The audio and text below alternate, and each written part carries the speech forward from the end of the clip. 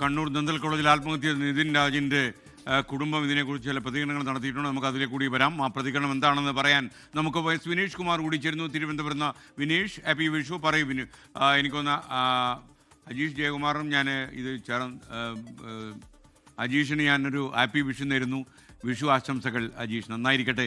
അറിയുന്ന വാർത്തകളൊക്കെ തന്നെ വിഷമമുണ്ടാക്കുന്നതാണെങ്കിലും നമ്മുടെ മലയാളികൾക്ക് വിഷു കാര്യമായിട്ട് പ്രാധാന്യമുള്ളൊരു സംഭവം തന്നെയാണ്. താങ്കൾക്കും വിഷു ആശംസകൾ. പറയൂ വിനീഷ് കുമാർ. ഹാപ്പി വിഷു എസ്കാൻ.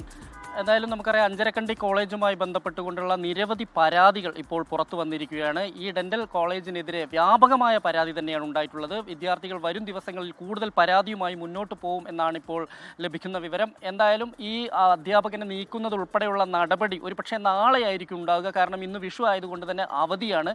മറ്റ് ഓഫീസ് നടപടിക്രമങ്ങളെല്ലാം നാളെയാണ് നടക്കേണ്ടത്. അതുകൊണ്ട് തന്നെ മിക്കവാറും നാളെയായിരിക്കും ഇത് ഉണ്ടാവുക എന്ന് ആണ് ഇപ്പോൾ നമുക്ക് ലഭിക്കുന്ന വിവരം.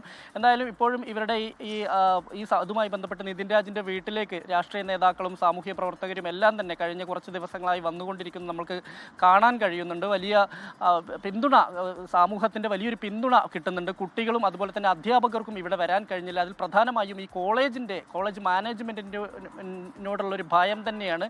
കാരണം നമുക്കറിയാം, ഇത്തരത്തിലുള്ളൊരു ഓട്ടോണമസ് കോളേജാണിത്. അവിടെ അധ്യാപകനെ നിയമിക്കുന്നതും മറ്റു കാര്യങ്ങളും അതിൻ്റെ ദൈനംദിന പ്രവർത്തനങ്ങളും അതിൻ്റെ ഭരണ സംവിധാനവും എല്ലാം തീരുമാനിക്കുന്നത് ഈ ഒരു ബോഡിയാണ്, ഈ ഓട്ടോണമസ് ബോഡിയാണ്. അതുകൊണ്ട് തന്നെ സർക്കാരിന് ഇടപെടാൻ കഴിയുമെങ്കിൽ പോലും ഈ ബോഡിയാണ് മറ്റു കാര്യങ്ങളെല്ലാം തന്നെ തീരുമാനിക്കുന്നത്. ഇത്തരത്തിലുള്ളൊരു സെൽഫ് ഫിനാൻസ് കോളേജാണിത്.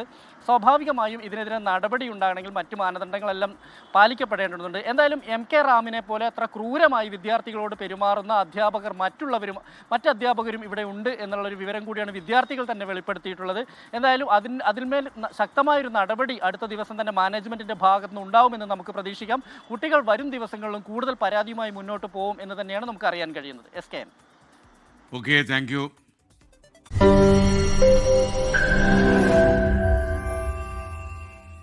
ലോകത്തെവിടെയായാലും ഏത് സമയത്തും 24 വാർത്തകളും ഓഗ്മെന്റഡ് റിയാലിറ്റി പാക്കേജുകളും എക്സ്പ്ലെയിനറുകളും വിശദമായി കാണാൻ ഞങ്ങളുടെ യൂട്യൂബ് ചാനൽ നിങ്ങൾക്ക് സബ്സ്ക്രൈബ് ചെയ്യാം.